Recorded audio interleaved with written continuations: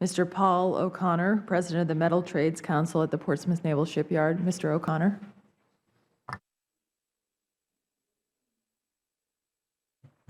Thank you. Chair Ayotte and Ranking Member Kane and other distinguished members, thank you for this opportunity to speak, to give testimony at this subcommittee today. I have submitted a longer written statement so I can speak a shorter statement to open. And I would ask that my written statement be submitted for the official record. Thank you. Before I begin, I need to say a couple of things. First of all, if Steve Fahey was here beside me, he'd say the same things I'm saying. Because at our shipyard, we value our labor management relationship. We value collaboration. We value working together because we can accomplish so much more when we work together. I also want to say that I had to chuckle when Mr. Bagley was talking about aircraft carriers, seeing an aircraft carrier and how he feels about that and bringing his family in, aircraft carrier. Well, I was at the movies last month with my daughter, and before the movie started, there was a commercial that came on the screen, a Navy commercial, and a submarine breach. So I yell out, submarines! And my daughter was embarrassed, but I thought it was awesome.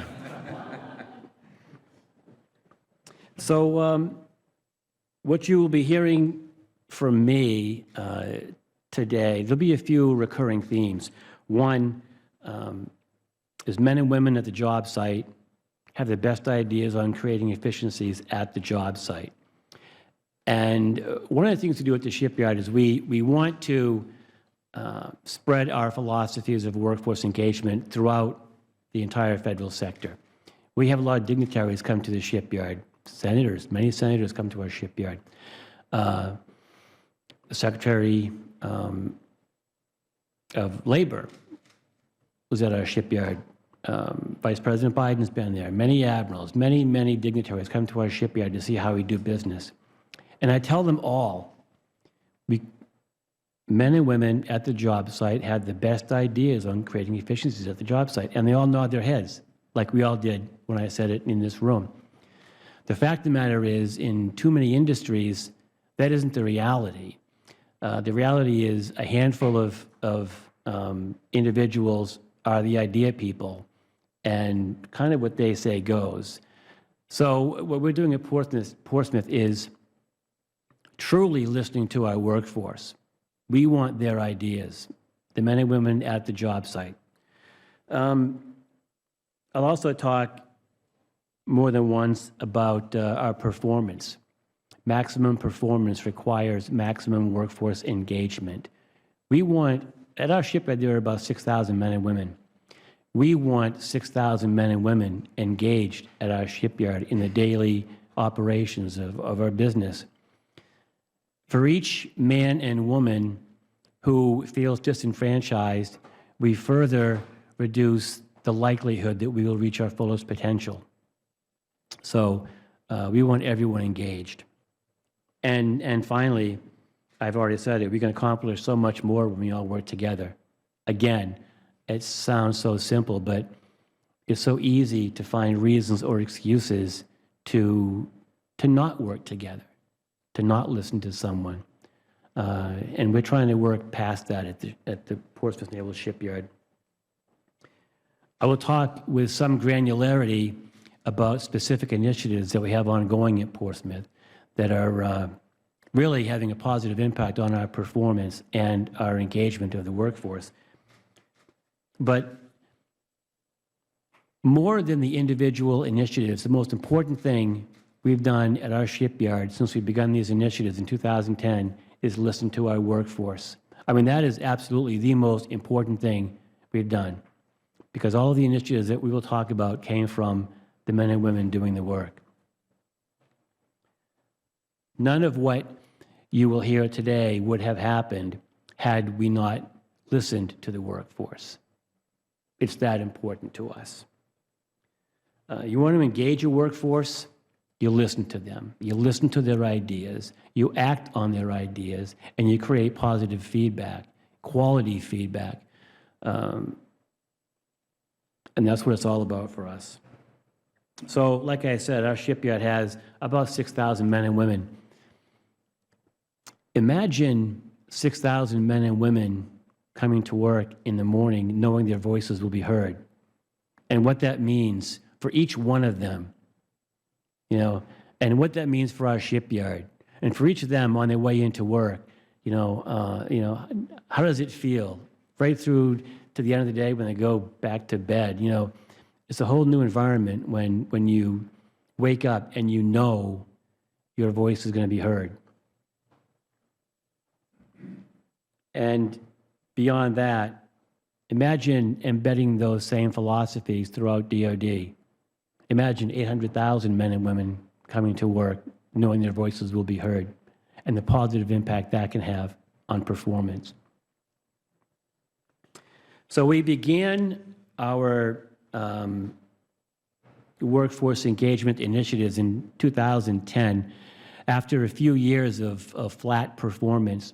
None of the performance enhancement initiatives that we implemented in those few years were having any major effect, or really no effect at all.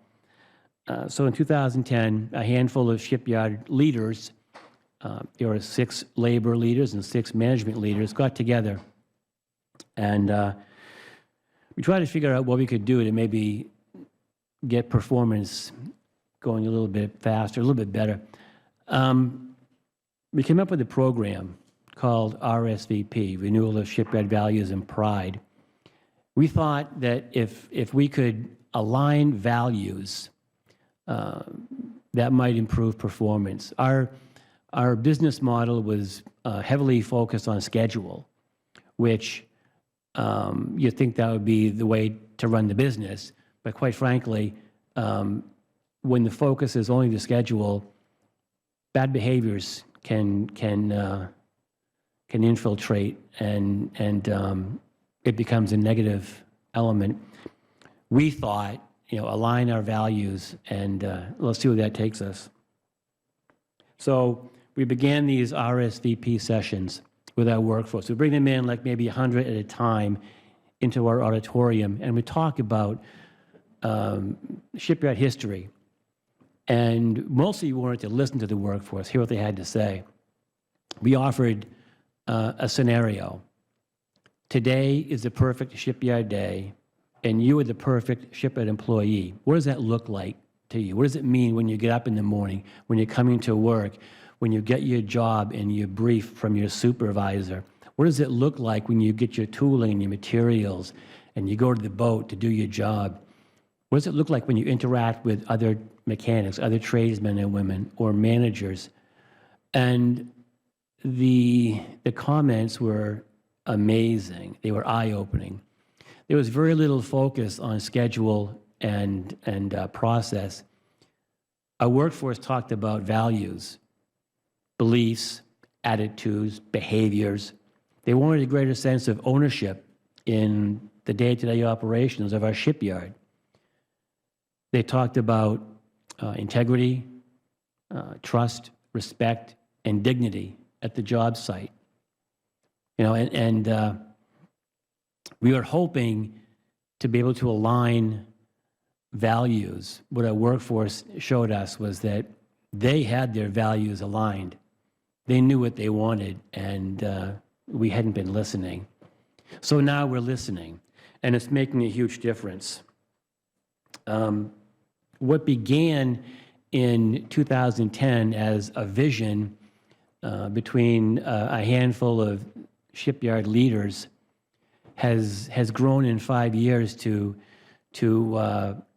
be initiatives that have grasped the hearts and minds of our workforce. We have American leaders in industry turning their heads, paying attention to what we're doing in Portsmouth. We're doing incredible things. And quite frankly, in the process, our performance has vaulted. So I will save the rest of my statements probably as I answer questions. And again, I want to thank you, Madam Chair, and Senator Kane, and thank you for being here and letting me testify today.